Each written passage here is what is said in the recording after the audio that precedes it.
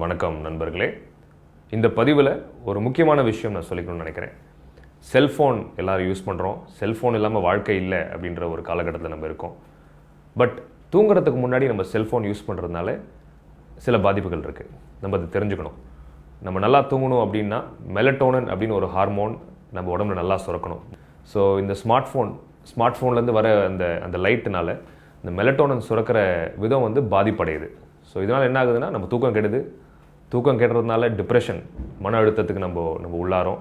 அது மட்டும் இல்லாமல் இப்போ புதுசாக ரிப்போர்ட்ஸ் சொல்லிட்டு இருக்காங்க, இந்த மெலட்டோனின் ஹார்மோன் ஓட செயல்திறன் குறையிறதுனால நம்ம சாப்பிட்ற விதம், நம்ம டெய்லி சாப்பிட்ற ஃபுட் ஹேபிட்ஸ் மாறுது.